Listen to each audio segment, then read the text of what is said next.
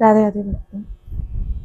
कहा जाता है कि अगर भक्ति में श्रद्धा सच्ची हो ना तो भगवान खुद आपकी रक्षा करने के लिए आ जाते हैं।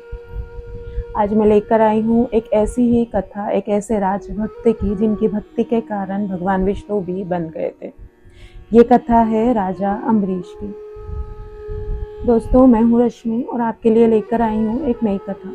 अगर आपको पसंद आए तो लाइक, शेयर और सब्सक्राइब जरूर कीजिए मेरे चैनल को और मुझे कमेंट करके जरूर बताइए। दोस्तों, ये कथा है राजा अम्बरीश की, जो कि एक आदर्श राजा थे। वे एक आदर्श राजा होने के साथ साथ हमेशा हरि भक्ति में तल्लीन रहते थे। उनके राज्य में धर्म और प्रेम की वर्षा होती रहती थी। इतनी धन संपदा और ऐश्वर्य होने के बावजूद भी राजा अम्बरीश हमेशा हरि चरणों में तल्लीन रहते थे।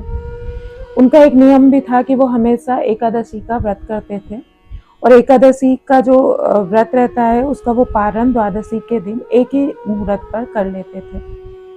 और ये उनका काफी दिनों से ये नियम चल रहा था। पारण मतलब होता है कि जब आप कोई व्रत को खोलते हैं, तो वो जब एकादशी का व्रत करते थे तो द्वादशी के दिन उस व्रत को खोल लेते थे। ऐसे ही एक बार उनका एकादशी का व्रत था, तो उन्होंने ऋषि दुर्वासा को आमंत्रित किया, भोजन पर आमंत्रित किया। तब ऋषि दुर्वासा आए और ऋषि दुर्वासा ने बोला कि मैं स्नान करके आता हूँ।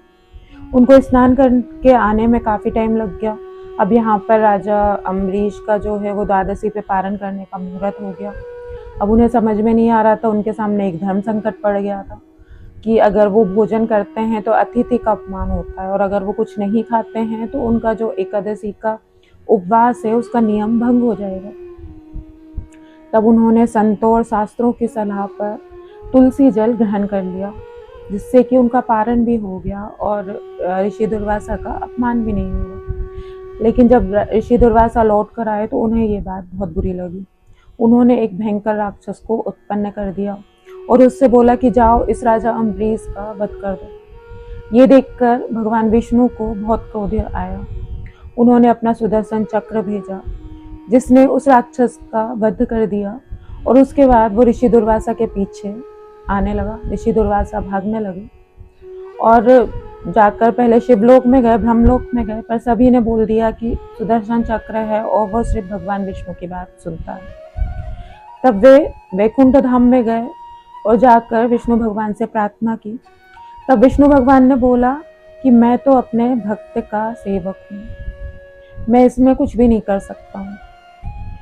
भगवान दुर्वासा ऋषि भगवान विष्णु से प्रार्थना करने लगे तो भगवान विष्णु ने बोला कि मैं तो अपने सेवक के अधीन हूँ और इस सुदर्शन चक्र को रोकने का अधिकार अब बस अम्बरीश के पास है। कितनी सुंदर बात कही भगवान ने कि मैं अपने भक्तों के अधीन हूँ। तब फिर दुर्वासा ऋषि राजा अम्बरीश के पास गए और देखिए राजा अम्बरीश को उन्होंने उनको बैठाया, उनका सम्मान किया और उनको भोजन करवाया और हाथ जोड़ के सुदर्शन चक्र से प्रार्थना की कि वो उनको छोड़ दे। दोस्तों, राजा अम्बरीश की कथा हमें ये सिखाती है कि अगर आपकी भक्ति सच्ची है और आपका मन श्रद्धा से भरा हुआ है तो आप भगवान को भी बांध सकते हैं, यहाँ तक कि उनके सुदर्शन चक्र को भी रोक सकते हैं। मन शुद्ध हो, श्रद्धा अडिग हो और भक्ति अपने चरम सीमा पर हो, तब स्वयं श्री हरि आपकी रक्षा के लिए दौड़ आएंगे। राधे राधे। जय हरि, जय नारायण, जय हो भक्त अम्बरीश।